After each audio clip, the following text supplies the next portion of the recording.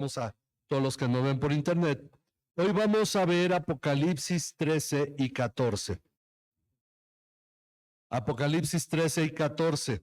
Vamos a ver este pasaje que no es correcto solo ver el capítulo 13. No tendríamos el cuadro completo. De hecho, cuando lo estudié, tanto en el manual que lo estudié, como la vez que nos lo presentaron en la iglesia, allá en Berit, en México, en ambos casos decían, hay por ahí un cuadro donde va un niño corriendo y uno más grande detrás de él. Inmediatamente los que ven el cuadro dicen, el niño grande le quiere hacer algo al niño pequeño porque va corriendo detrás del niño pequeño. Entonces la gente se molesta con el niño grande porque el niño trae algo en la mano y entonces ambos traen algo en la mano. Y entonces algunos dicen, pero ¿y si el niño pequeño le robó algo al niño grande y por eso lo va persiguiendo? Entonces la gente saca sus conclusiones, pero solo está viendo medio cuadro. Cuando se quita el velo del otro lado del cuadro, se ven 3 perros que los vienen persiguiendo y cambia totalmente las percepciones, ¿verdad?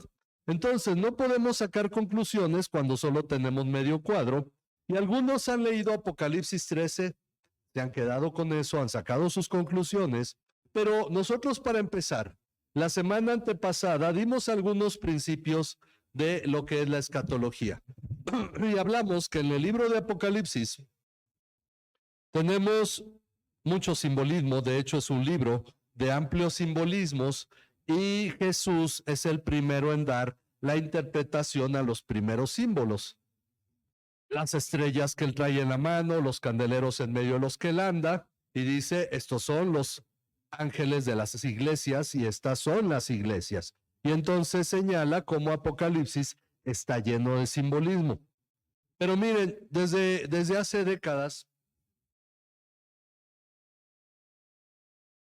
y bueno, antes de hablar de hace décadas, tengo para apuntes, si alguien desea cuaderno de apuntes, aquí hay, los voy a dejar aquí, si alguien quiere puede venir a tomarlos, o te los dejo y si alguien desea. Ok, son gratis, así es que el que quiera puede, para que vayan tomando apuntes. Desde que yo estudié esto hace décadas, entendí algo muy importante.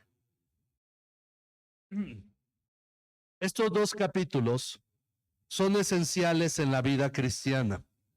El detalle es por el giro que se les ha dado, se ha perdido mucho entre los cristianos.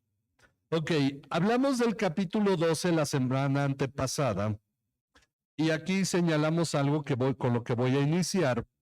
Y lo que vimos y la conclusión que tuvimos ese domingo fue esta.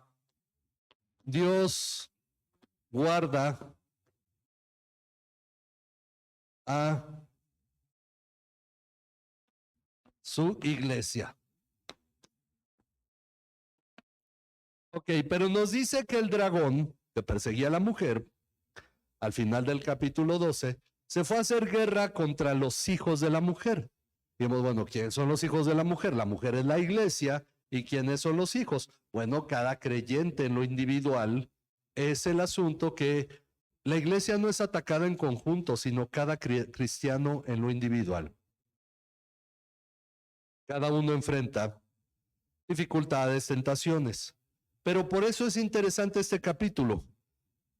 Es interesante porque nos habla de cómo es la verdadera guerra espiritual y cuáles son las armas, porque el dragón pelea contra cada cristiano, pero ¿cómo pelea?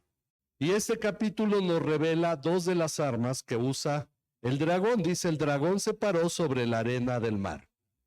Ok, está en una playa y dice, y vi, Juan hablando de esto, vi que subía del mar una bestia que tenía 10 cuernos y 7 cabezas. El asunto es que tiene varias cabezas porque no es dirigida por uno solo. Los cuernos significan poder. En sus cuernos había 10 diademas. Una diadema es una corona pequeña y las coronas significan autoridad. Tenía algo de autoridad. Cada cuerno que tenía poder. Y en sus cabezas había nombres blasfemos. Vamos a entrar a un punto donde cada aspecto tiene nombres en la cabeza. ¿Ok?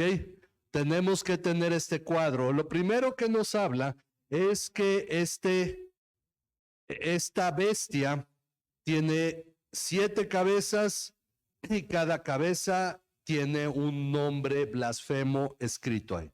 ¿Qué es una blasfemia? Una herejía es una enseñanza contraria a la palabra de Dios. Una blasfemia es una burla o una palabra dicha contra Dios, una burla contra Dios. Entonces, esta bestia se burla de Dios. El asunto es que no voy a entrar mucho en los detalles porque podemos perder de vista el cuadro general, además de que nos extenderíamos mucho, solo voy a mencionar. La bestia que vi era semejante a un león, a un leopardo. Sus pies eran como los de un oso y su boca como la boca de un león. Entonces, aquí tenemos que la bestia semejante a 3 animales, leopardo, oso y león. Esos animales los encontramos también en el libro de Daniel. Si ustedes van a Daniel 7, Daniel, en el libro de Daniel, que está muy relacionado a todo lo que es la escatología, en el libro de Daniel, en el capítulo 7, el versículo 17, dice, estas bestias enormes, que son cuatro reyes que se levantarán sobre la tierra. Perdón, voy a leer el inicio, lo que ve Daniel. Y dice, él veía 4 bestias. Ay, se me fue ahorita. Bueno, dice, versículo 17, sí. Bueno, voy a leer el 15. A mí, Daniel, se me angustió por dentro mi espíritu, las visiones de mi mente siguieron turbándome, me acerqué a uno de los que estaban ahí de pie, le pedí que me dijera la verdad acerca de todo esto y me respondió dándome a conocer. Estas bestias enormes que son cuatro, son 4 reyes que se levantarán de la tierra, pero los santos del Altísimo recibirán el reino y poseerán el reino para siempre por los siglos de los siglos. Ok, 4 reyes y el reino de los escogidos, los santos. Dice, entonces quise saber acerca de la 4ª bestia. Él ve 3 bestias que se nos acaban de mencionar aquí, y esas bestias representan al imperio babilónico, al imperio medo-persa, al imperio griego, y después hay una bestia terrible que de hecho se va de un lado porque representa al imperio romano, pero finalmente esto lo podemos ya nosotros interpretar porque lo vimos en la historia. Y entonces son 4 reinos. Y lo que vemos acá, cuando vamos a esta interpretación, si volvemos a Apocalipsis, es que esta bestia, allá son 4 bestias, acá es una bestia que tiene las características de las 3 primeras. Finalmente, lo primero que encontramos es que la primera bestia, y es la primera arma del dragón, es los gobiernos. Bueno, se dice los gobiernos anticristianos. Finalmente son los gobiernos. Miren, cuando la política y el cristianismo se han unido, el cristianismo siempre ha perdido. Desde Constantino dirían, pero es que a todo mundo se volvió rica la iglesia. Rica y pervertida, y muchas cosas que empezaron y se perdió mucho del cristianismo, en realidad. Cuando, esta es la imagen, cuando la cruz y la espada se unen, gana siempre la espada y la iglesia no saca nada de los gobiernos. En realidad ha sido siempre en detrimento. Bueno, lo primero son los gobiernos que representan la persecución. La iglesia es perseguida. Eso lo sabemos. ¿Qué es lo primero que usa el diablo? La persecución. Dice, el dragón, vuelvo a Apocalipsis, estoy ahí a la mitad del versículo 2, el dragón le dio su poder, su trono y gran autoridad. ¿Quién le da esta autoridad? El diablo. ¿A quién? A los gobiernos. Ahora, los gobiernos se acercan a la iglesia porque a veces está por un lado la obra de Dios, por el otro lado está el beneficio que los gobiernos pueden adquirir de la iglesia. Pero esta es una forma también de atacar a la iglesia y vamos a ver las otras para ver cómo se combinan.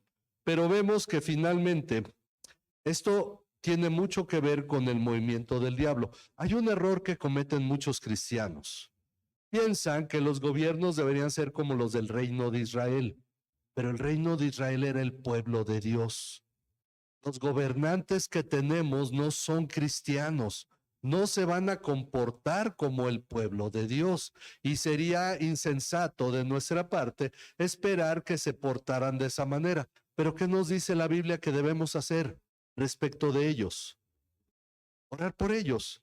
Finalmente, ¿para qué? Para que vivamos quieta y reposadamente. El problema es cuando nos quejamos de los gobiernos, no estamos orando por ellos.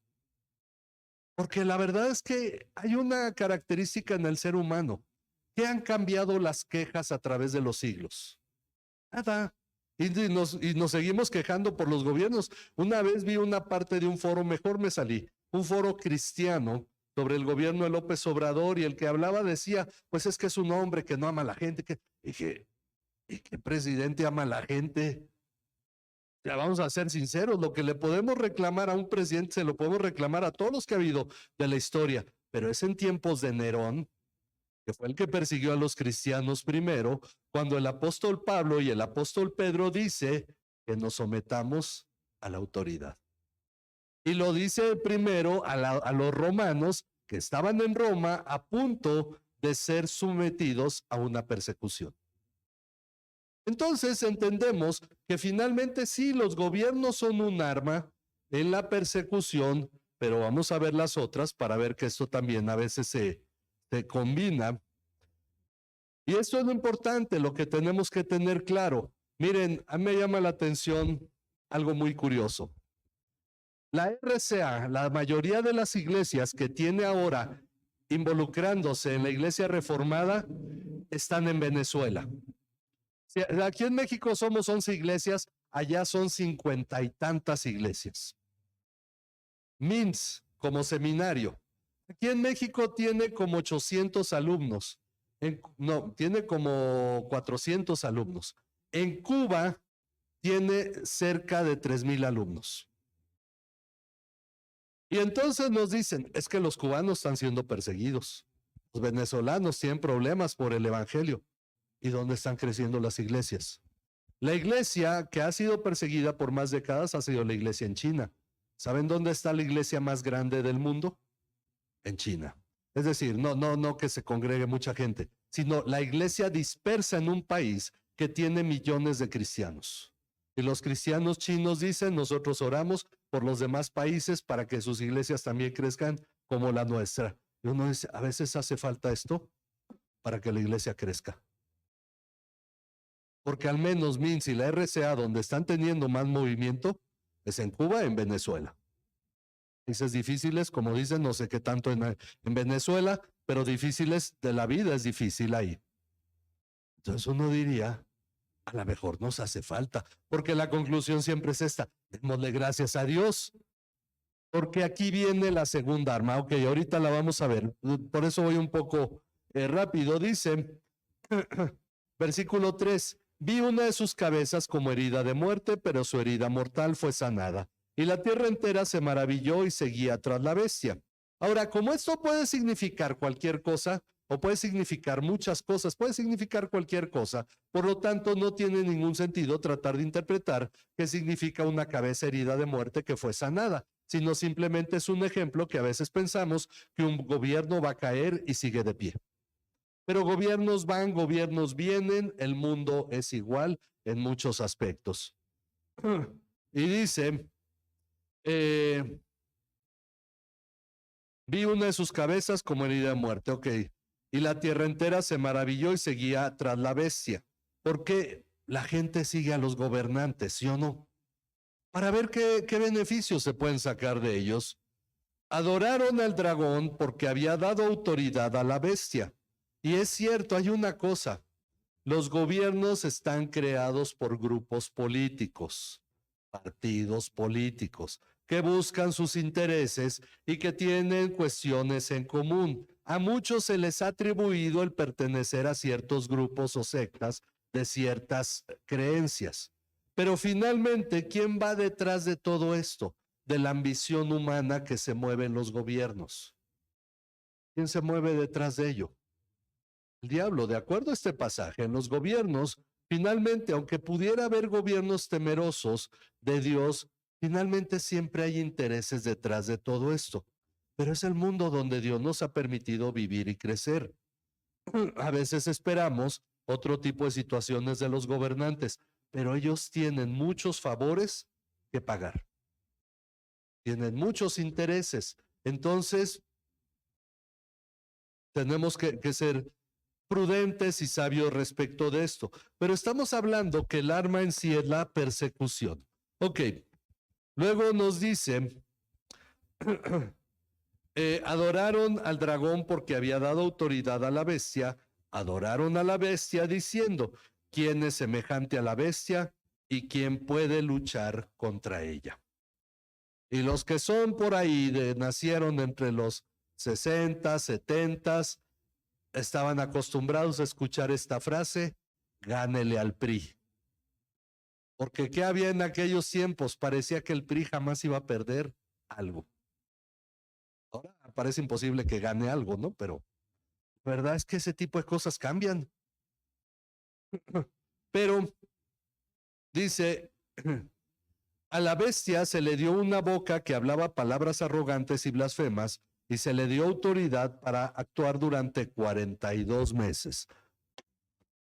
42 meses, ya definimos qué significa. 3 años y medio, 1260 días, tiempo, tiempos y medio tiempo. ¿Qué es el tiempo? Es una figura del tiempo en que Elías hizo que no lloviera en la tierra y que Dios le sustentó de manera milagrosa, aunque él vivía entre el pueblo de Dios, era perseguido en un reino del pueblo de Dios porque el pueblo de Dios no adoraba a Dios. Es la misma que llamamos la era evangélica. La era en que se comparte el evangelio.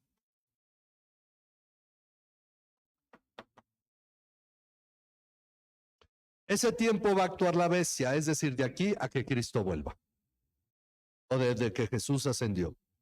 Entonces dice que se le dio una boca que hablaba palabras arrogantes y blasfemas y se le dio autoridad para actuar durante 42 meses. Si hablamos con un gobernante, va a decir, bueno, ¿y a mí Dios qué? Yo me gané este poder solo. Hay gobernantes que sí dicen, oren por mí. Hay otros muchos que dicen y son arrogantes y finalmente dicen, pues no creo en Dios, yo creo en la razón, yo creo en, etcétera, muchas cosas que son distorsionadas. Dice, y abrió su boca con blasfemias contra Dios para blasfemar su nombre y su tabernáculo, es decir, contra los que moran en el cielo. Y los gobiernos blasfeman contra Dios. Es más, ya no solo son palabras, son ideologías y leyes. Actualmente, las leyes, la manera de pensar que se está colocando en Occidente en estos tiempos, es blasfemia contra Dios. En muchos sentidos, es un reto a Dios. ¿Y les pasa algo? No, porque se les dio autoridad para actuar durante este tiempo. ¿Y qué significa? No son literalmente 3 años y medio. Es la representación de un tiempo, un periodo de tiempo que va desde que Jesucristo asciende al cielo hasta que Jesucristo vuelva nuevamente. Es el tiempo en el que nosotros vivimos. Esto lo vimos hace 2 semanas. Dice, se le concedió hacer guerra contra los santos y vencerlos. Es decir, cuando un gobierno persigue a la iglesia, tiene éxito. Los hugonotes en Francia fueron destruidos en una sola noche en París y el resto del mes en toda Francia. Gracias a Dios, la iglesia hugonote sigue todavía en Francia y en las colonias francesas. Pero se le concedió hacer guerra contra los santos y vencerlo, y se le dio autoridad sobre toda tribu, pueblo, lengua y nación, es decir, países que conquistan a otros países, sometimientos coloniales, etcétera. Los gobiernos se mueven de aquí para allá. Ahorita estamos en un escenario delicado acá en el Caribe, delicado en Medio Oriente, delicado en Europa Oriental y de hecho toda Europa. Finalmente son aspectos en los que las cosas pueden estallar, pero no estallan porque nadie quiere en verdad que estallen. Pero finalmente hay dominio de un pueblo sobre otro y eso ha pasado. Dice, adoran a la bestia, ¿quiénes? Todos los que moran en la tierra cuyos nombres no han sido escritos desde la fundación del mundo en el libro de la vida del Cordero que fue inmolado. ¿Cuándo fueron escritos los nombres de los que son salvos en el libro de la vida? En la fundación del mundo. Es decir, Dios está llamando a los que escribió en este libro salvación. Y ahí vemos que esa es la obra de Dios. Pero los que no se convierten a Cristo adoran a los gobiernos. Adoran a quienes tienen el poder. Ahora, los gobernantes no siempre son el presidente. Detrás del presidente hay alguien más. Pero ¿saben quiénes también gobiernan? Los futbolistas, los artistas, gente que tiene dinero e influencia y está pagando y está moviendo todos los hilos del mundo, todo este tipo de gobiernos. Y la gente los admira, ¿sí o no? Son aspectos que vemos en el mundo, pasa esto. ¿Y quiénes siguen a todos ellos? Aquellos cuyos nombres no están escritos en el libro de la vida desde la fundación del mundo. Ahora, nosotros tenemos que hacer respecto del gobierno que orar por ellos. No nos dice la Biblia que los gobernantes se vayan a convertir para que nos vaya mejor, pero hay una cosa, nosotros creo que como cristianos podemos llevar una vida en la medida que nos interesemos nosotros y nos esforcemos en involucrarnos con Dios, tenemos toda la libertad de nuestro país de hacerlo, ¿sí o no? Y eso es lo que podemos decir. A lo mejor no tenemos las mejores carreteras, no tenemos trenes de alta velocidad, ni tenemos tantas cosas que hay en otros países, pero la realidad es que como cristianos deberíamos decir, vivimos en un excelente país y agradecer por ello. Porque hay muchas cosas y miren, voy a decir esto, lo voy a grabar en un podcast de los que me pide nuestro hermano David, pero tengo que redactarlo. ¿Para qué queremos que a México le vaya bien? Es decir, ¿para qué queremos tener una mejor economía? Sinceramente, para disfrutar más, para pasear más, para tener una vida más cómoda, ¿sí o no? Pero ¿qué pasa cuando tenemos una vida más cómoda? Si ustedes les dan un boleto para irse a la playa el próximo fin de semana, un boleto para ir a la Riviera Maya, ¿se van a parar el domingo en alguna iglesia por allá? ¿Qué? A ver, a desayunar y dónde vamos a pasear. En realidad, si nos fuera mejor como nación, estaríamos más cerca de Dios. Por eso decimos, ¿dónde las iglesias se están moviendo? En Cuba, en Venezuela, ¿por qué? Porque en realidad muchas veces nosotros lo que pedimos es una mejor economía, mejores políticas y todo eso para vivir una vida apartada de Dios más cómoda. No para crecer espiritualmente. Por eso decimos, vivimos en un excelente país, porque este país de cuando en cuando nos hace doblar las rodillas y buscar a Dios. Pero seamos sinceros, queremos mejores gobernantes para vivir una mejor vida en la carne. En eso tenemos que ser sinceros. Y todo cristiano, por muy cristiano que sea, y teólogos por muy profundos que sean, cuando llegan a este punto de la política, se les olvida que son cristianos y se vuelven políticos. Que la verdad es que, ¿qué importa qué partido gobierna? Si yo lo que necesito es crecer a la imagen de Cristo y tengo la libertad de hacerlo, lo voy a aprovechar. Y bendigo a las autoridades que hay para que tengan orden, para que yo pueda congregarme, para que yo pueda leer la palabra, para que yo pueda compartir a Cristo, para que yo sea más semejante a Cristo. Lo demás es secundario, se va a acabar un día.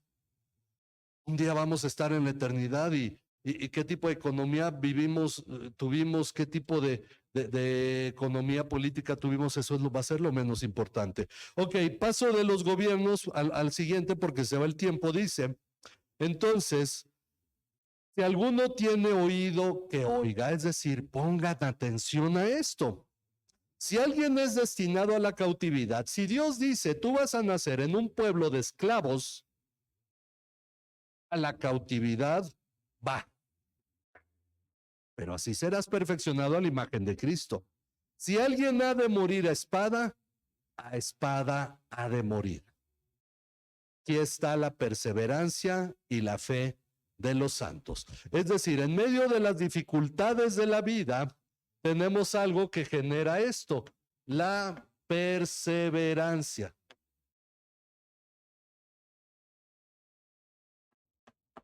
En medio de las dificultades.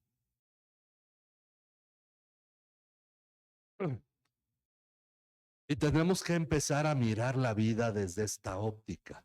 Dios no va a llenar nuestros bolsillos de dinero porque Dios no está interesado en que seamos más avaros. Dios no nos va a dar una vida más cómoda porque no está interesado en que seamos flojos espiritualmente. Dios nos va a transformar a la imagen de Cristo porque nos ama y espera vernos crecer y madurar en Cristo. Y entonces tenemos que entender esto. Si alguien va a la cautividad va. Y si alguien ha de morir espada ha de morir. ¿Por qué? Porque tenemos que perseverar como cristianos a pesar de porque hay varios tipos de persecución. No toda persecución es física. Hay persecución ideológica. Y tú dices, yo no estoy de acuerdo con la ideología de género y lo dices en la televisión, ¿qué pasa? Uy, vienen los ataques, ¿no? Si lo dices en una plática entre amigos, también. Y si tú hablas de Cristo, si tú hablas de que eres de Cristo, y hay gente que se va a burlar de ello. El amigo imaginario y todo ese tipo de cosas. Pero tenemos que perseverar. La perseverancia de los santos. Ok, esa es la primera arma. La segunda arma es interesante porque hemos hablado y muchos cristianos hablan, ahí viene la persecución, pero esta por lo menos produce cristianos perseverantes.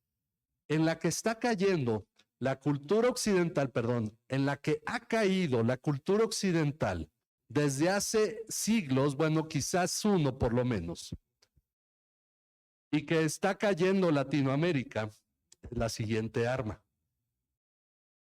No, de hecho es la tercera combinada con la segunda. Pero vamos a esta, es interesante. Ahorita voy a dar la tercera, es donde va Occidente. Dice, vi otra bestia que subía de la tierra. Ok, la primera subía del mar. ¿Qué representa el mar? Si vamos al capítulo 17, al versículo 15, en una interpretación dice, también el ángel me dijo, las aguas que viste donde se sienta la ramera son pueblos, multitudes, naciones y lenguas. Ok, la primera bestia sale de la gente. Multitudes de pueblos, lenguas, naciones. La segunda bestia viene de la tierra. La segunda bestia tiene una característica, es terrenal.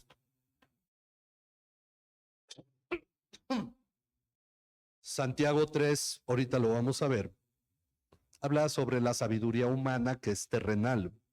Dice otra bestia que subía a la tierra, tenía dos cuernos semejantes a los de un cordero. ¿Quién es el cordero en Apocalipsis? Jesús. Uno ve a la bestia y ¿quién parece que es? Jesús. Porque tiene dos cuernos semejantes al del cordero. Pero entonces cuando habla, dice, hablaba como el dragón, como un dragón. Se parece a Jesús, pero su voz es la voz del diablo. Uno dice, ay, mira, están hablando de Cristo. Yo escuché una vez, estaba poniendo el radio y decía, y así el Espíritu de Dios nos va a iluminar a todos y nosotros en realidad doblamos nuestra rodilla y se lo pedimos a Dios. A ver, vamos a oír esta predicación. Y decía, bienvenidos a los, ¿cómo se llaman? Espiritistas Unidos del Valle de Toluca. Parece que es de Dios, pero es el diablo hablando por detrás. Y pasa mucho. Digo, ¿quién no habla de Dios, no? Por ahí que decían Mijares y Lucero. Pero sobre todas las cosas, ¿alcanza la respuesta? Nunca te olvides de Dios. ¿No saben esa canción? El asunto es que cualquiera puede hablar de Dios. El Chespirito en mis tiempos de infancia cantaba, óyelo, escúchalo, está buscando amigos. Y entonces, y el Puma ya cantaba, Cristo te ama en espíritu, en verdad. Pero no por eso en realidad se estaba compartiendo el evangelio. Bueno, daba su testimonio y luego salían las novelas allá acostándose con otras, ¿no? Pero el asunto es que finalmente el mundo hablará muchas veces cosas que parecen de Cristo, que parecen de Dios, pero finalmente son del diablo. Porque el diablo le citó a Jesús un salmo. Lánzate, que escrito está, a sus ángeles enviará a que no resbales y te guardarán. Y entonces Jesús, obviamente, está el diablo usando un pasaje bíblico, le responde diciendo, también escrito está, no tentarás al Señor tu Dios. Muchas veces parecerá que algo es de Cristo y en realidad es del diablo. Esto es el engaño.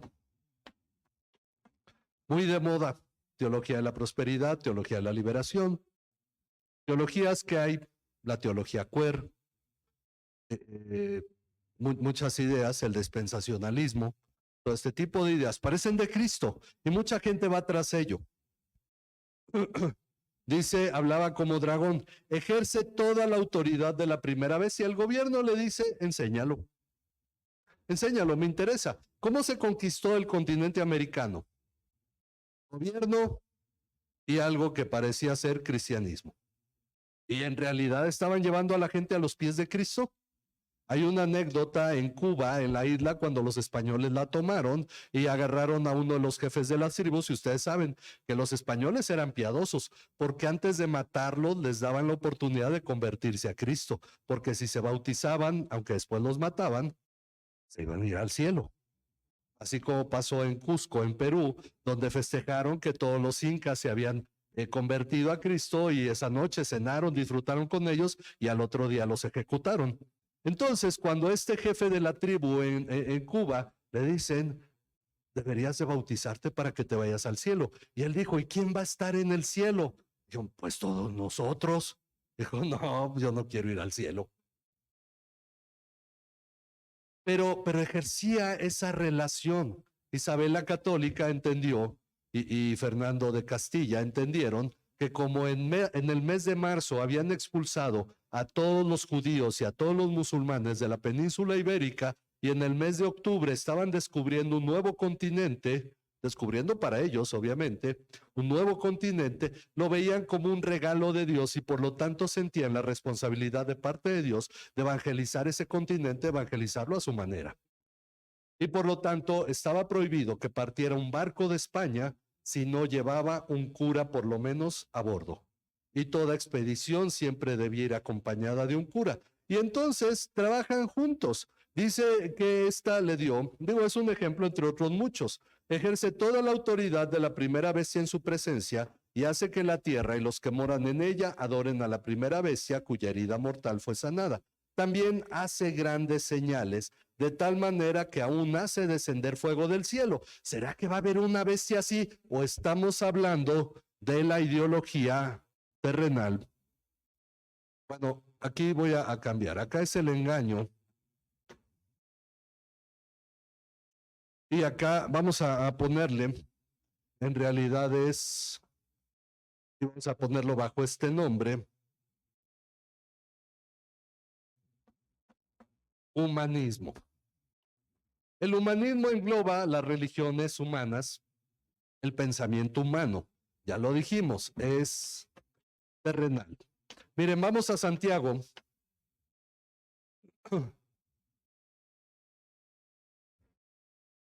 Santiago capítulo 3, la carta de Santiago capítulo 3, versículo 13. ¿Quién es sabio y entendido? Santiago 3:13. ¿Quién es sabio y entendido entre ustedes? Que muestre por su buena conducta sus obras en sabia mansedumbre.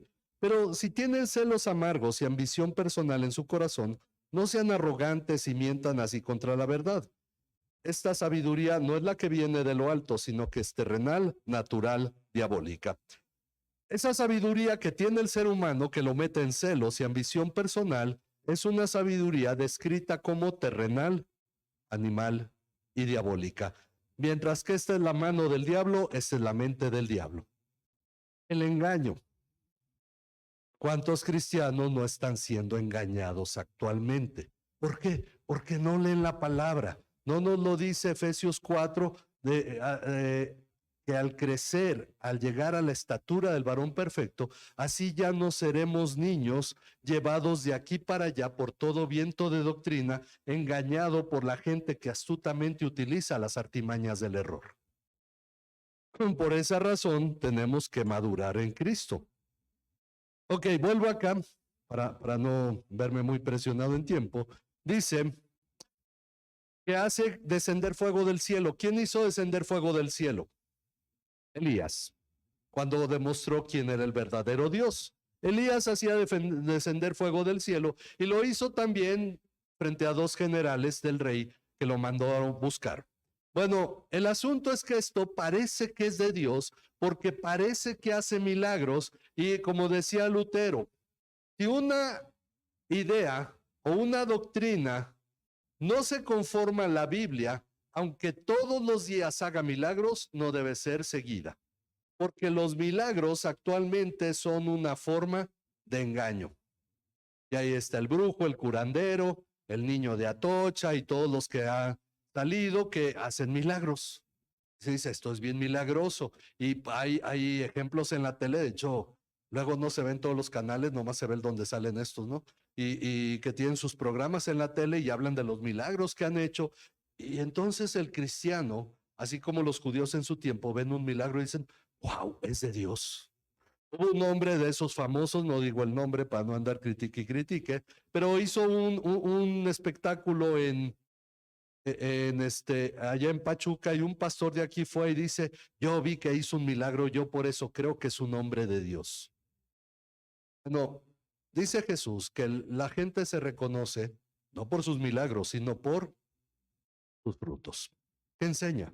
Y lo que enseña, ¿a dónde lleva? Y eso es lo que tenemos nosotros que ver. Porque esta segunda bestia que engaña hace milagros. Por eso dice que muchos le dirán, Señor, en tu nombre hicimos muchos milagros, echamos fuera demonios, y él les dirá, jamás los conocí, apártense de mí, hacedores de maldad. Porque los milagros no son ya más prueba de nada. Entonces, consideremos esta bestia porque esta es la parte interesante. Dice, además, y recuerden, Jesús dijo en Mateo 24, vendrán muchos en mi nombre y dirán, yo soy el Cristo, y engañarán a muchos y aún de ser posible a los escogidos. Es decir, a los verdaderos creyentes, porque hay gente que lo sigue, no entiende nada, pero hay gente que salva y ahí va detrás de ciertos personajes. Y entonces engaña a los que moran en la tierra a causa de las señales que se le concedió hacer en presencia de la bestia, diciendo a los moradores de la tierra que hagan una imagen de la bestia que tenía la herida de la espada y que ha vuelto a vivir. Se le concedió dar aliento a la imagen de la bestia para que la imagen de la bestia también hablara y diera muerte a todos los que no adoran a la imagen de la bestia. Nuevamente, la persecución, el engaño están relacionados uno con el otro y se dan fuerza a sí mismo. Y por eso, ¿qué pasa ahora en las tomas de posesión de los presidentes en México? Aunque digan que son muy laicos, es un evento religioso, ¿sí o no? Entonces tenemos que considerar esto. Dice, hace que a todos, pequeños, grandes, ricos, pobres, libres y esclavos, se les dé una marca en la mano derecha o en la frente. En mis tiempos de juventud esto era la moda. Marca de la bestia en la mano derecha y ok. Consideremos la imagen de la frente también como en medio de los ojos. ¿Quién fue el primero que puso marca o que puso señal en la mano y enfrente de los ojos? Vamos a Éxodo 13:9. Éxodo 13:9 y alguien que lo lea. Para que veamos que a veces la falta de leer la palabra es lo que nos lleva a nosotros a creer en cosas exageradas. Éxodo 13, versículo 9.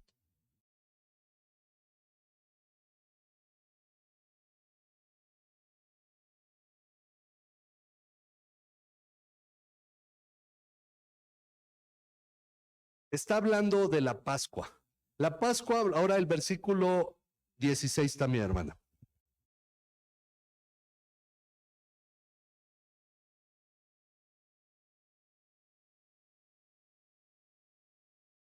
Entre tus ojos, en tu mano, un memorial, un recordatorio en tu mano, y la mano en la Biblia, mano derecha significa la fuerza o significa las acciones, y la frente significa el pensamiento.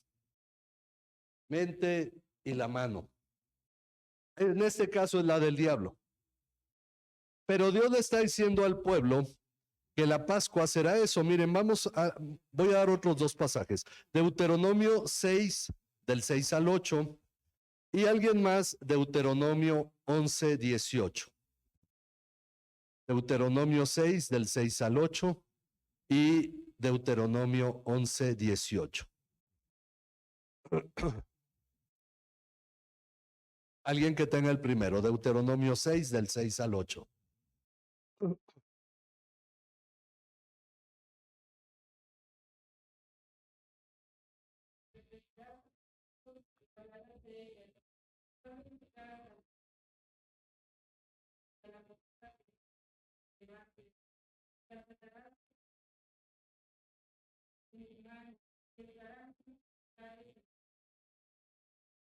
Ok, las palabras de Dios en la mano, en la frente. Es Deuteronomio 11, 18.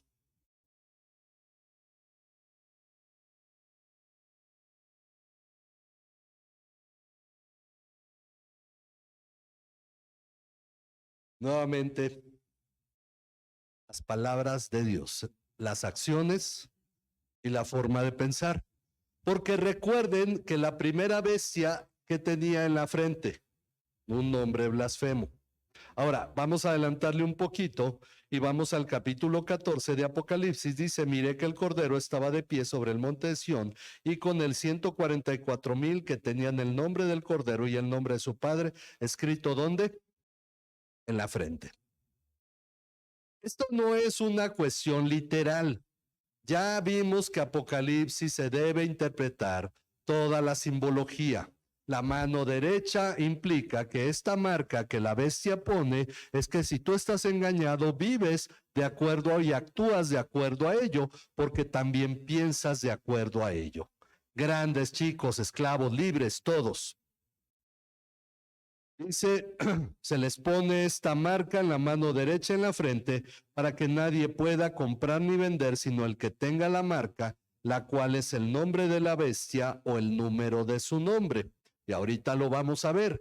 Pero, ¿qué significa? Miren, yo aprendí algo en el gobierno del estado y me lo dijo un día un jefe. Me dijo, pues sí, tú podrías tener tal puesto, pero ¿sabes dónde se reparten los puestos? En las borracheras. Y si no vas a tomar, no tienes el puesto. Porque la realidad es que tú tienes que obedecer a una forma de pensamiento para ser beneficiado. ¿Qué te pide un gobierno para ayudarte en algún momento? Que tú tengas una mentalidad de acuerdo a ellos. Y finalmente, toda la manera de pensar te debe llevar hacia un lado para poder beneficiarte de ello. Por esa razón existen los grupos, los partidos políticos. Por esa razón existen los grupos de poder, porque tienes que tener una manera de pensar y una manera de actuar.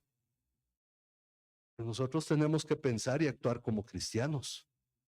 Esa es la cuestión. Entonces, ya no suena tan sensacionalista, ¿verdad? De que van a venir y te van a poner el sello y que todos aquí con su sello y luego cuando viene el miércoles de ceniza, ahí está la marca pero no es eso. ¿Cómo es esta marca? Bueno, porque hay que unir esto. Dice, aquí hay sabiduría. Ahora, recuerden que nos dice, 1 Corintios 2, 6, que hablamos sabiduría entre los que han alcanzado madurez. Bueno, tiene que haber madurez en esto. Aquí hay sabiduría, el que tiene entendimiento, que calcule el número de la bestia, porque el número es el de un hombre humano. Por eso se llama humanismo. El número de la bestia es humano y su número es 666. ¿Y qué representa? Porque recuerden que Apocalipsis se interpreta de acuerdo a la simbología. El ser humano fue creado ¿qué día? Sexto día. El ser humano no es el 7. De hecho, hay dos formas de interpretar esto. Un 6 crece para ser otro 6, para ser otro 6, pero jamás llegará a ser un 7. El 7 es el número de lo completo. Perfecto. El ser humano jamás se perfeccionará. Algunos lo interpretan como que se repite 3 veces, hablando del hecho de que se trata de magnificar a sí mismo como si fuera Dios. El 3 representa a Dios, Padre, Hijo, Espíritu Santo. Y entonces el ser humano quiere ser Dios. Y en lo que estamos hablando precisamente por eso se llama humanismo, que es el hombre es la medida de todas las cosas. Esa es la definición del humanismo. El hombre es o el ser humano es la medida de todas las cosas. ¿Es bueno para el ser humano? Es bueno. ¿Le agrada al ser humano? Es correcto. Pero en el cristiano, Cristo es la medida de todas las cosas. ¿Le agrada a Cristo? Es bueno. Glorifica a Cristo, es correcto. Y entonces ya no medimos en base al ser humano, medimos en base a Cristo. Y por eso nuestra manera de pensar es diferente. Hemos hablado ya de esto. Para que nuestra vida sea transformada, ¿qué tiene que ser renovado? Nuestra manera de pensar. Porque todos cuando venimos a Cristo traíamos el 666. Yo lo puedo, el ser humano es mejor, uno depende del ser humano, porque mi compadre sabe más que Dios. Si tengo un problema, no oro a Dios, se lo pido a mi compadre. Compadre, ayúdame, tengo un problema y entonces acudo a él. No pude venir a la iglesia porque tuve un problema y en lugar de venir a orar a Dios, tuve que ir a buscar ayuda en seres humanos. Una forma de pensamiento. ¿Cuántos no se han metido en esa manera de pensar? Tienen un conflicto y en lugar de en verdad estar buscando a Dios, alabando a Dios, están resolviendo asuntos entre seres humanos. Es el 666 y las acciones en la mano. Es sencillo esto, ¿sí o no? No tiene que ver con el código que te van a checar en el súper y ver si lo traes. El dispensacionalismo ha creado y ha distorsionado demasiado las cosas a tal grado que algo que es tan simple, tan sencillo, se complica y mete miedo, porque esa es la finalidad. Apocalipsis, lejos de ser un libro para meter miedo, es un libro de esperanza. ¿Por qué? Ok, el punto es que vemos por un lado una bestia enorme que vence a los santos, luego vemos otra bestia que sale de la tierra y engaña, pero hay algo más en el cuadro que viene después, pero vamos a tomarlo porque es la tercera arma y quizás la más efectiva que hay en Occidente. Capítulo 17 de Apocalipsis. Uno de los 7 ángeles que tenía las 7 copas vino y habló conmigo: ven, te mostraré el juicio de la gran ramera que está sentada sobre muchas aguas. Con ella los reyes de la tierra, es decir, la primera bestia, fueron embriagados con el vino de su inmoralidad. Entonces me llevó en el espíritu a un desierto, vi a una mujer sentada sobre una bestia escarlata llena de nombres blasfemos y que tenía 7 cabezas y 10 cuernos. ¿Qué bestia es esa? La primera bestia que vimos, porque ¿dónde se sienta la inmoralidad? En el gobierno. El gobierno se pervierte por la ramera y es una unión en ambos. Entonces dice, la mujer estaba vestida. Primero me dice que está sentada sobre muchas aguas y luego dice que está sentada sobre la bestia. Y esta bestia salió de las muchas aguas, salió del mar. Entonces, ¿y las muchas aguas que dijimos que son? La multitud de personas. La inmoralidad ahora se es inmoralidad hasta por decreto. Entonces, todo esto viene de la tercera arma es, bueno, vamos a ponerle acá, la seducción. Podríamos ponerle aquí la perversión, pero miren, yo creo que queda más la. ¿Saben qué destruye a la iglesia hoy? La comodidad. Mañana oro porque sí estoy cansadón. Digo, ver 3 películas me agotó, entonces ya no tengo tiempo de leer la Biblia. ¿Y qué? ¿Por qué se esfuerza la gente en su trabajo? Por adquirir comodidad. No sales a la esquina a esperar un taxi. Viene a la puerta de tu casa. Te traen la comida también si quieres. Hay muchas cosas demasiado cómodas, porque el ser humano lo que busca es comodidad y el cristiano también. Sillas cómodas, uno se puede echar un sueñito en el mensaje, ¿no? Todo este tipo de situaciones que vemos hoy en día, el ser humano lo que busca es la seducción del mundo. Y tal vez aquí deberíamos de poner el mundo, el deleite del mundo. Nos dice Primera de Juan 2:15, no amen al mundo ni las cosas que están en el mundo. Si alguno ama al mundo, el amor del Padre no está en él. Pero a todos los cristianos les gusta el mundo. Por eso el cristianismo también es mundano en muchos en los países más desarrollados. ¿Cómo son las grandes ciudades cristianas como Ámsterdam, Copenhague, Londres, Nueva York, donde se supone que son naciones cristianas o que lo eran? Porque ahora ya tal vez no se llamen así, pero hace 50 años que ya eran naciones de excelencia. ¿Qué las describía más? La perversión, drogas, alcohol. Dice uno, vamos de vacaciones a tal centro turístico. ¿Y qué hay? Discotecas, alcohol, drogas. Eso es la diversión de la gente hoy en día. El punto es que Sodoma era una ciudad que estaba en un valle que dice que era como el huerto del Edén. Y entonces la comida era tan abundante, dice Dios. Por eso era ociosa la ciudad y por eso se pervirtió. Que hoy en día una persona que trabaja solo 3 horas al día, el día que trabaja, el resto del tiempo que está haciendo con su cerebro, haciendo perversiones. El Internet fue creado para muchas cosas, principalmente las perversiones. Eso uno no se da cuenta, pero ya está asimilando a la gente a tal grado que los juegos son parte normal de la vida. Todos los adultos y jóvenes, y ahí se lleva la mayor parte del tiempo. ¿Que para qué está el celular? ¿Para hacer llamadas? No, para entretenimiento.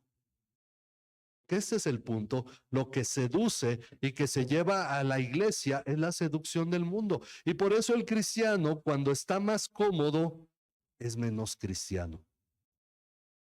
Por eso vemos que esto por lo menos genera cristianos perseverantes, pero esto, el cristianismo en los países europeos prácticamente ha desaparecido.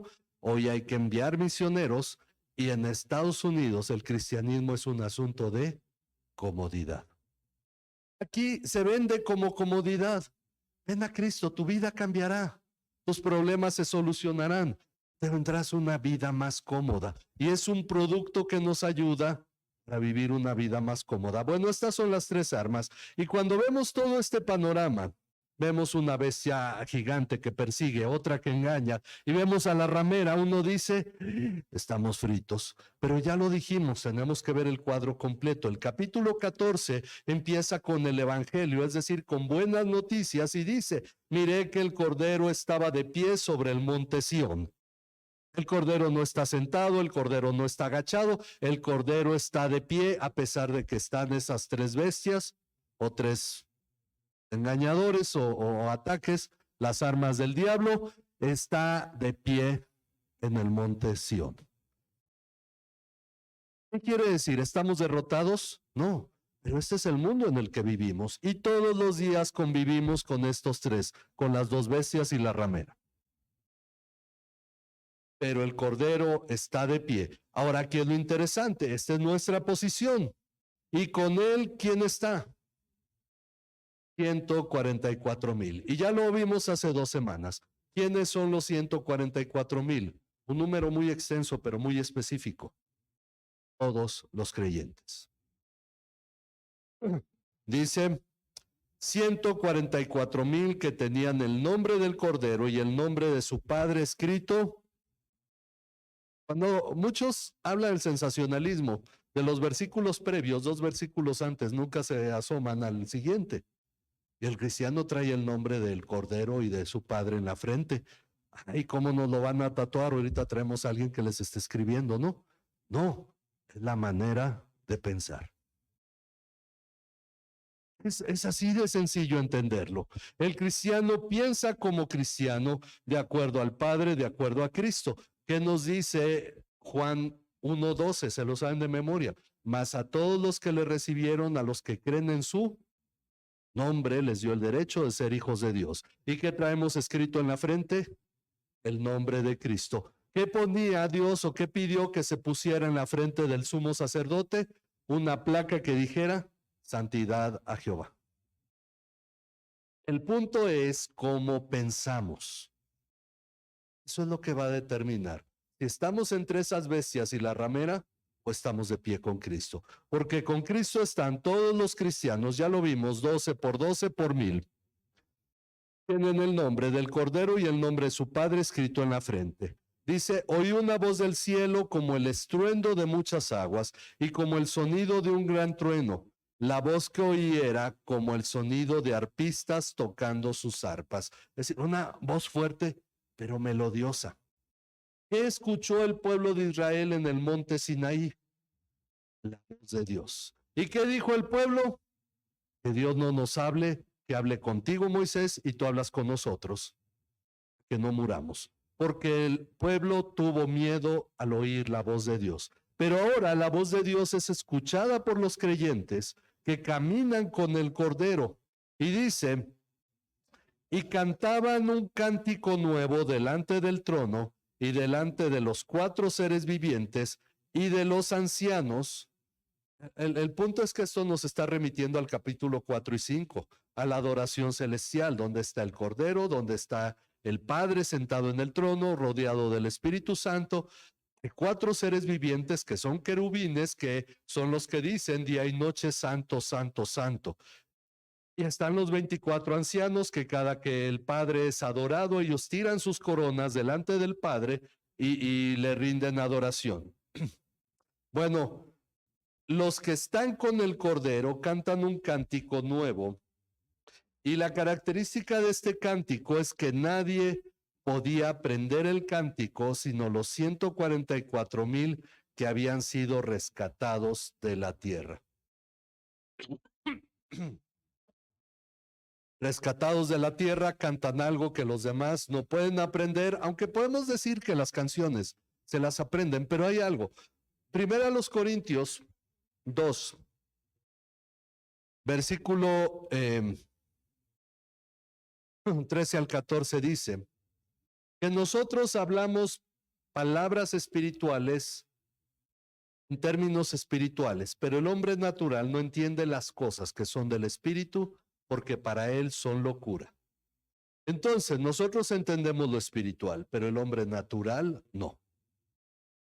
Dice, porque se han de discernir espiritualmente las palabras espirituales. Nosotros alabamos a Dios mientras los demás cantan. Es decir, hay una diferencia en eso. Nosotros cantamos a Dios en adoración a Dios y los demás cantan porque les gusta cantar. Y entonces se ve una muchedumbre, pero en esa muchedumbre de gente, unos solo cantan y otros adoran a Dios. Y en esto hay diferencia. Aquí es donde nosotros vamos entendiendo. Pero hay algo interesante, algo que me brinqué. Si alguien puede leer Ezequiel 9:4.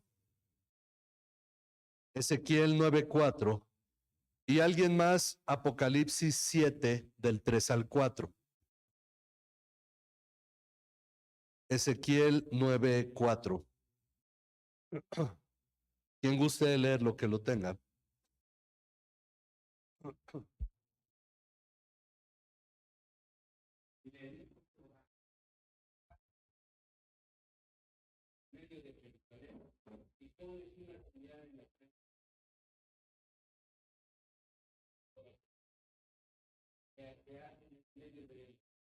Ponle una señal en la frente a todos los que gimen a causa de las abominaciones que se hacen en Jerusalén. Aquellos que buscan a Dios son señalados para ser diferentes y esta es una forma en que representa a los que tienen el nombre del Cordero y de su Padre en la frente.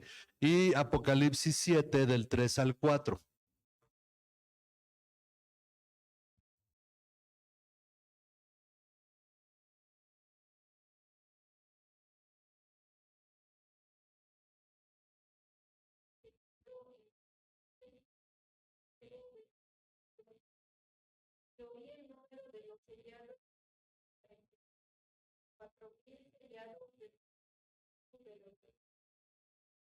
Ok, nuevamente aparece esto de los sellados, pero hay algo interesante, hermana, si puede leer el versículo 9.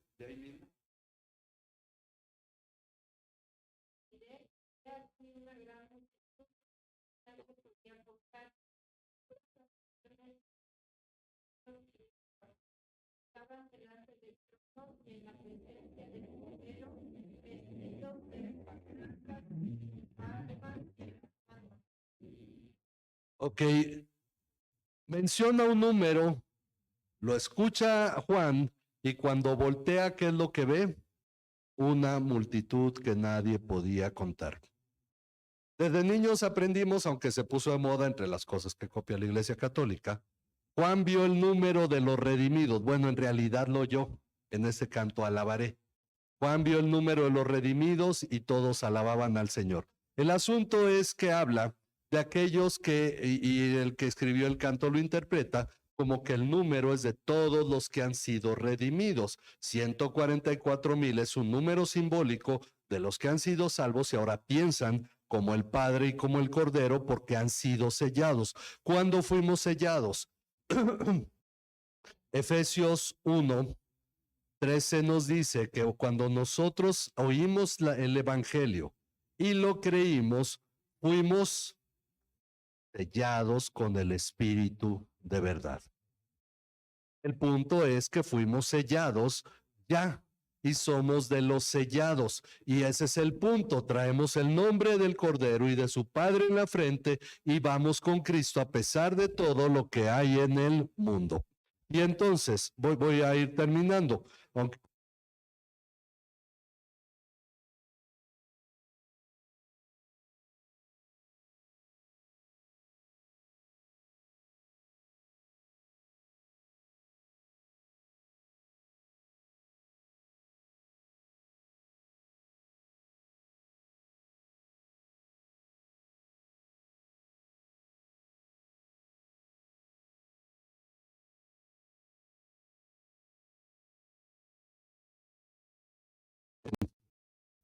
estos son los que no se han contaminado con mujeres. Entonces han inventado ahí de cosas. El punto es que esta se enfoca en los rituales paganos de aquel tiempo donde se practicaba la prostitución idolátrica. Y entonces estos, digamos, no han adorado o son limpios delante de Dios. Miren, segunda a los Corintios 11:2, alguien que lo lea. Segunda a los Corintios 11:2, el otro Efesios 5:27. Efesios 5:27. Vamos a ver qué dice segunda a los Corintios 11:2. Si alguien lo tiene.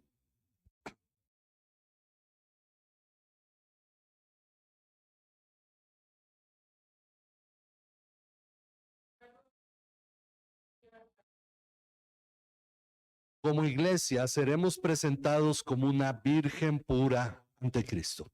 Y luego Efesios 5:27.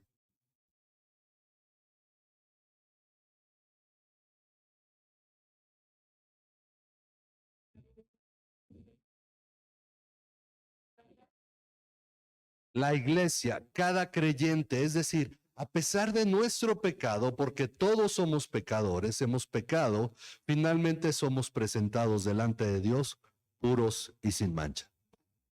Y entonces por eso habla de no estar contaminados. Dice, pues son castos. Estos son los que siguen al Cordero a donde quiera que va. ¿Qué le dijo Jesús a los judíos en Juan 10? Mis ovejas oyen mi voz y me siguen. Oímos la voz del Cordero, porque aunque esta bestia parece al Cordero, ¿qué es lo que le hace diferente? La voz es de dragón. Eso dice Jesús, oímos la voz. El problema es que tenemos que acostumbrarnos a escuchar la voz de Dios. ¿Cómo? Cuando uno lee la palabra, porque esto no tiene nada que ver con el... Hay un pastor que he leído mucho sobre esto de la voz profética y todo esto, pero cuando uno lee la Biblia, en realidad uno se da cuenta cómo piensa y cómo se expresa Dios. Cuando uno escucha enseñanzas raras como esta, de activar y con la voz profética, eso no viene jamás en la Biblia. Entonces uno dice, esta no es la voz de Dios, es la voz del dragón, porque está hablando de superación personal, no está hablando realmente de someternos a Dios y glorificarle. Entonces por eso nosotros oímos la voz del Cordero, le seguimos, dice a donde quiera que va. Estos han sido rescatados de entre los hombres como primicias para Dios y para el Cordero. Voy a mencionarlos solamente. Están los pasajes si los quieren buscar, pero solamente los voy a mencionar. Números 3:13 y Hebreos 12:23. El asunto es que cuando Dios mandó la última plaga a Egipto y se puso la sangre del cordero de la Pascua en los dinteles y en el travesaño de la puerta, ¿quiénes son los que se salvaron por esa sangre? Porque no fueron todos los hebreos, solamente se salvaron ¿quiénes? Los primogénitos. Es decir, en una casa no murieron los primogénitos, los demás no les iba a pasar nada. Los salvos fueron los primogénitos, no todos los hebreos. Los que murieron en Egipto no fueron todos los egipcios, solamente los primogénitos. Y entonces Dios le dijo a Moisés, míos son todos los primogénitos, tanto del hombre como de los animales. Y los primogénitos representan los que son salvos. Por eso decimos, Dios no llama salvación a todos, porque en Egipto no salvó a todos, salvó con la sangre del cordero a los primogénitos. Y los primogénitos son una representación del cristiano. Por eso dice que estos son rescatados de entre los hombres como primicias para Dios y para el cordero. Las primicias, una ofrenda de lo primero, porque Dios tiene el primer lugar y cuando nosotros recibimos nuestra primera ganancia, la ofrendamos a Dios porque le damos el primer lugar. Bueno, de esa misma manera el cristiano es primicia para Dios. Dice, en su boca no fallado engaño, están sin mancha. Bueno, continúo porque esto solo lo voy a mencionar ya. Dice que vio volar de en medio del cielo otro ángel que tenía el evangelio eterno para anunciarlo a los que moran en la tierra, toda nación, tribu, lengua y pueblo, que decían a gran voz, teman a Dios, den a él gloria, porque la hora de su juicio ha llegado. Adoren al que hizo el cielo y la tierra, el mar y las fuentes de las aguas. Lo siguió otro ángel, el segundo, diciendo, cayó la gran Babilonia, la que ha hecho beber a todas las naciones del vino de la pasión de su inmoralidad. Lo que va a ser destruido será el mundo. Ahora, es el primer enemigo que es destruido en Apocalipsis. Luego cada uno va teniendo su tiempo. Después luego y luego el diablo. Pero voy al versículo 13. Bueno, habla de la situación de los no creyentes. La voy a mencionar. Dice, entonces lo siguió otro ángel, el tercero, diciendo a gran voz, si alguien adora a la bestia y a su imagen y recibe una marca en su frente o en su mano, él también beberá del vino y del furor de Dios que está preparado puro en la copa de su ira.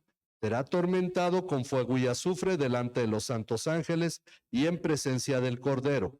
El humo de su tormento asciende por los siglos de los siglos. No tienen reposo ni de día ni de noche los que adoran a la bestia y a su imagen, y cualquiera que reciba la marca de su nombre. Aquí está la perseverancia de los santos nuevamente, que guardan los mandamientos de Dios y la fe en Jesús. El cristiano que no ama al mundo está exento de esto, pero el que ama al mundo, la persona que ama al mundo, tendrá este tormento por la eternidad. Dice, entonces oí una voz del cielo que decía, escribe, bienaventurados los que de aquí en adelante mueren en el Señor. Sí, dice el Espíritu, para que descansen de sus trabajos, porque sus obras van con ellos. ¿Quién sí descansa en paz? El cristiano. Cuando muere, entra finalmente de manera total al reposo de Dios. Y sus obras, es decir, sus acciones, aquellos a los que compartiste el evangelio, van a acompañarte allá. Y entonces dice, y miré y había una nube blanca y en la nube estaba sentado uno semejante al Hijo del Hombre. ¿Quién es este que está sentado en la nube? Aunque dice semejante, es evidente que se refiere a él, Cristo.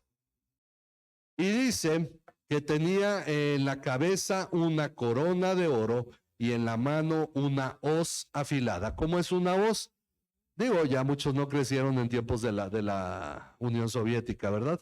Este gancho redondo que sirve para cortar el trigo, la cebada, ese tipo de cereales, para pegar con ese o cosechar este tipo de cereales. Tiene esta hoz y dice, entonces salió del templo otro ángel clamando a gran voz, aquel que estaba sentado en la nube. Mete tu hoz y ciega, porque la hora de cegar ha llegado. ¿Por qué sale un ángel del templo? Dice que sale del templo que está en los cielos. Jesús dijo aquí en la tierra que el día de su venida ni él lo sabía. Cuando estaba en la tierra él no lo sabía. Porque si lo hubiera sabido no lo hubiera tenido que decir. Es evidente que ahora él lo sabe porque él es Dios eterno. Pero sale un ángel y le dice, ya es hora. Le dice, mete tu hoz y ciega, porque la hora de cegar ha llegado, pues la cosecha de la tierra está madura. Lo cantamos hace un ratito, ¿verdad? Nos va a haber congreso de misiones, porque antes de congreso de misiones y lo cantábamos. Bueno, dice, aquel que estaba sentado en la nube metió su hoz sobre la tierra y la tierra fue cegada. Esto vamos a llamarlo la primera cosecha. ¿Quién cosecha primero? Jesús. Están los primeros y están los postreros. Si lo han oído, Jesús dice, hay primeros que serán postreros porque debiendo ser primeros no creyeron como los fariseos y los sacerdotes, y hay postreros como los gentiles que no tenían la ley de Moisés que serán primeros. Ok, primero cosecha Jesús. Versículo 17. Otro ángel salió del templo que está en el cielo, que también tenía una hoz afilada. Entonces otro ángel, el que tenía poder sobre el fuego, salió del altar y llamó con gran voz al que tenía la hoz afilada, diciendo, mete tu hoz afilada y vendimia los racimos de la vid de la tierra, porque sus uvas están maduras. La segunda cosecha.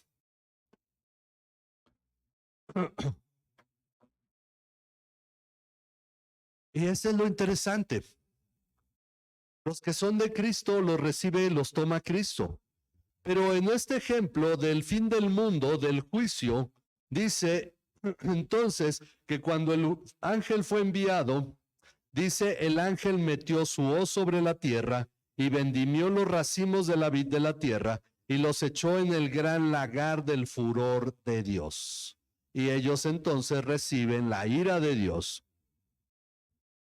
El lagar fue pisado fuera de la ciudad y del lagar salió sangre que subió hasta los frenos de los caballos por una distancia como de 320 kilómetros. Jesús fue tomado fuera de la ciudad y fue crucificado fuera de la ciudad como pecador, porque en el Antiguo Testamento, cuando se hacía la expiación, se tomaba un becerro, se ponían las manos sobre ese becerro y entonces se le echaba fuera de la ciudad. Y llevaba el pecado de los israelitas. Y entonces fuera de la ciudad es el lugar de los pecadores, y Jesús fue tratado como pecador, puesto fuera de la ciudad. Y entonces, dice, del lagar salió sangre que subió hasta los frenos de los caballos por una distancia como de 320 kilómetros. El asunto es que esto simplemente representa la manera en que Dios juzga a los pecadores. La ira de Dios, pero en la segunda cosecha. Por esa razón uno piensa, si hay dos cosechas, ¿en cuál te vas tú? Porque en la primera están los que van con el Cordero a donde quiera que él va y guardan los mandamientos y el testimonio de Jesús. Esto es lo que nos enseña la palabra cuando dice, estarán dos en el campo y uno será tomado y otro será dejado. Estarán dos juntos en una cama, uno será tomado y otro será dejado. Uno va en la primera cosecha y el otro va en la segunda cosecha. Ahora, ¿cuándo es eso? En la misma venida de Cristo. Pero entonces, por eso pusimos todo el cuadro. El diablo tiene tres armas que está utilizando, pero un día eso va a terminar. Y un día vendrá el juicio sobre las naciones. Y serán llevados los que son de Cristo y serán puestos ante la ira de Dios los que no son de Cristo. Por esa razón, debemos nosotros enfocarnos en esta palabra, la perseverancia de los santos. Hay persecución, hay engaño y hay seducción. Uno dice, bueno, aquí gracias a Dios nadie nos persigue, pero el engaño y la seducción están al máximo. Y eso ha derrotado a la iglesia.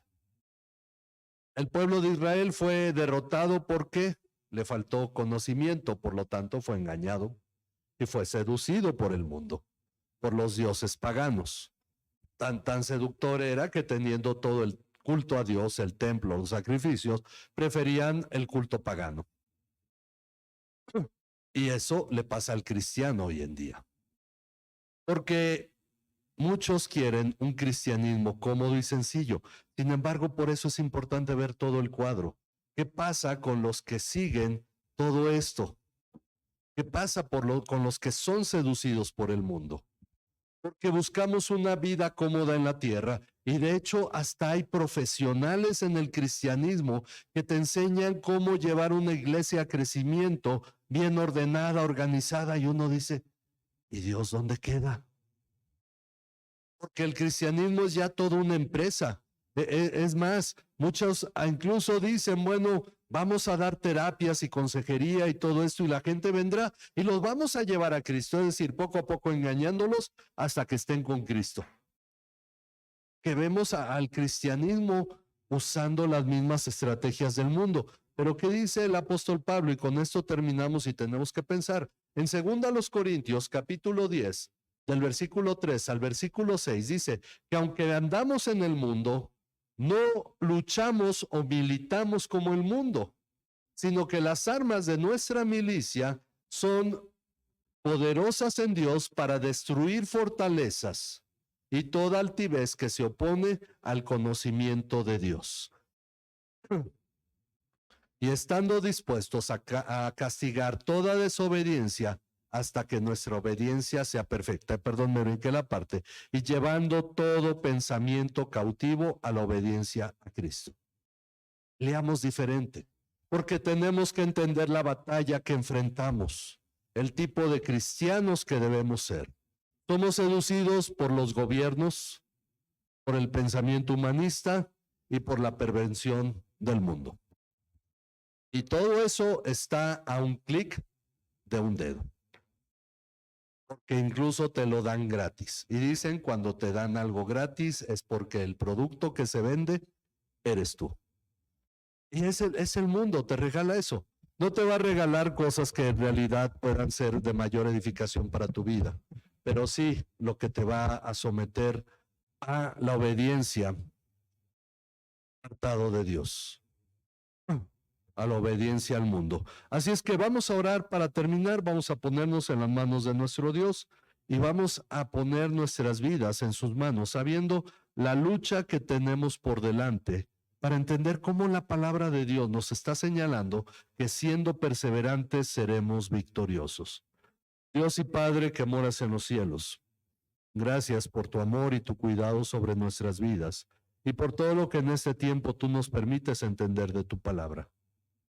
Confiamos, Señor, que lo que tú has dejado escrito es para que al entenderlo nosotros vivamos de una manera distinta, sostenidos por ti. porque nuestras fuerzas y nuestra capacidad no nos dan para sostenernos nosotros solos, porque necesitamos depender de ti en todas estas cosas, al fin de que, Padre, nosotros lleguemos a la meta y podamos estar con Cristo en ese día final, Señor, y seamos llevados por Él, Señor, a la eternidad. Padre, por eso nos ponemos en tus manos y descansamos en ti, porque entendemos que en todos estos cuadros que tú nos has dado, el Cordero está de pie y nosotros estamos con Él. Estamos sujetos a ti, Señor. No dependemos de nosotros, dependemos de tu Hijo Jesucristo, y nuestra capacidad, Señor, está solamente en ti, Padre, para que nosotros no creamos que somos capaces o suficientes para hacer cosa alguna, sino que eso proviene de ti. Danos sabiduría y guárdanos en el hueco de tu mano. Permítenos entender tu voluntad y vivir conforme a ella. En el nombre de tu Hijo Jesucristo, nuestro Señor y Salvador. Amén. Amén. Que a Dios sea la gloria, hermanos. Vamos a concluir. Nos despedimos de quienes nos ven por internet. Vamos a concluir este culto alabando a nuestro Dios. Y